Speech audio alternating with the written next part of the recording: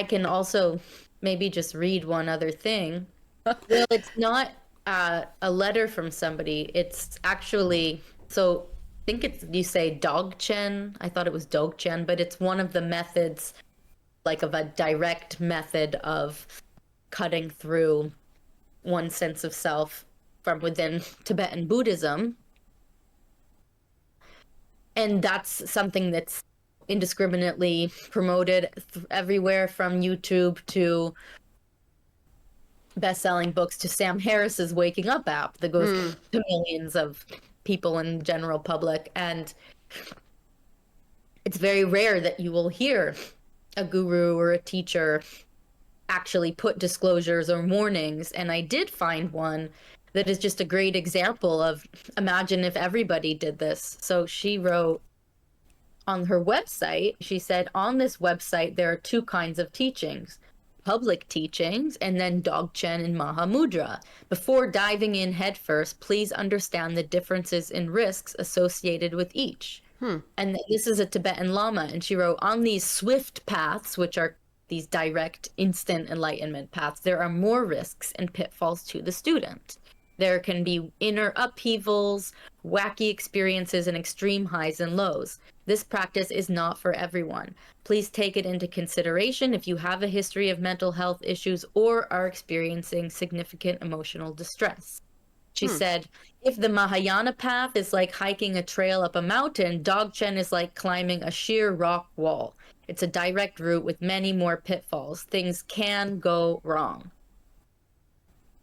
And that's a pretty clear and a pretty ethical and kind, but there's so many people teaching this stuff with none of that whatsoever, and presenting it as a solution for the things that she's saying would be criteria for you being at greater risk. Yeah. So she's a great example of someone who does it right, I think. yeah, and then I'll just read one more about self-inquiry, because that's so much of what the non-dual and neo-advaita teachings are based around, is the self-inquiry of who am I, to radically dissolve or perceive a non-existence of self.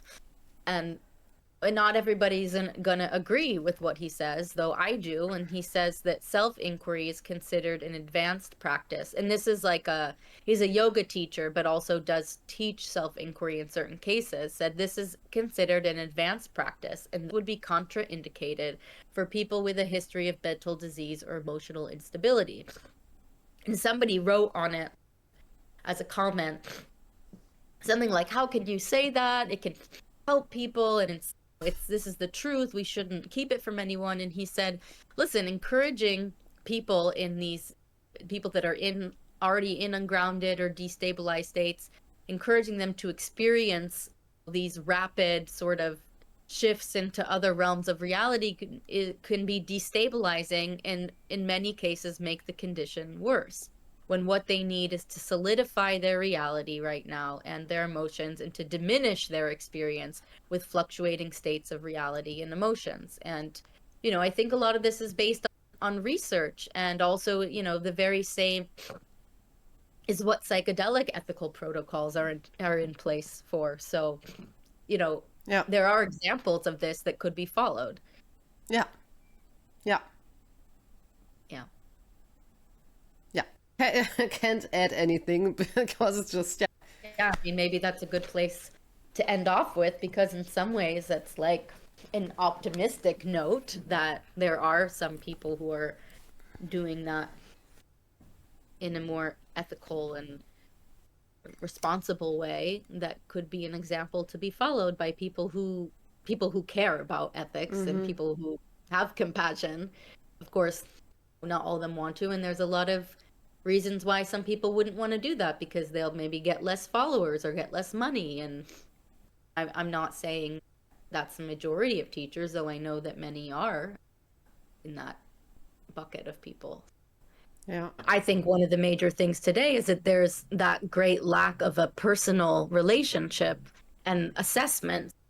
I'm really in favor of any types of radically consciousness, self, and reality altering,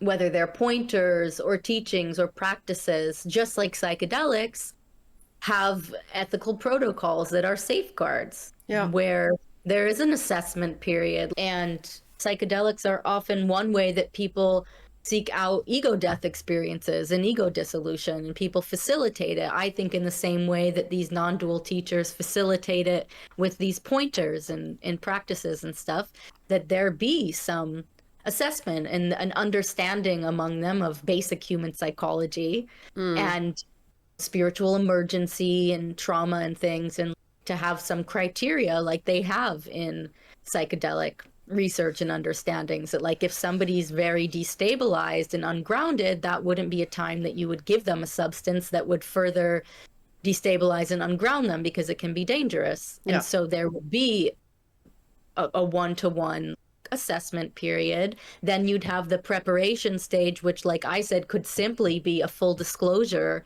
of the repercussions. You need to understand that before you fully consent to going through this process. And then not most importantly, but importantly, then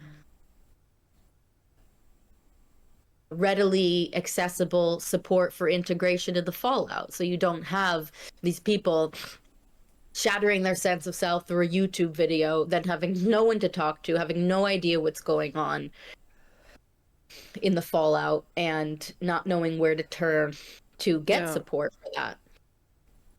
I feel like it's a no-brainer in a way. And there's lots of pushback that people will give. It's just the truth, and we shouldn't shut down the truth or make it harder to get to the truth, and it's not for the faint of heart, and blah, blah, blah, blah. But it's, people could say that psychedelics lead to the truth, so nobody should be pushed out of psychedelics. But that whole community realizes that there's an ethical imperative to consider safeguards to have in place, so that if this is something that the people want to seek out, or that people think can be helpful to people, that they do it in a way where they're trying to solve suffering, where they're not doing things that are very clearly likely to put people in greater risk of harm without any of those safeguards in place. Yep. It's also a question of kindness and compassion. Yes, it is.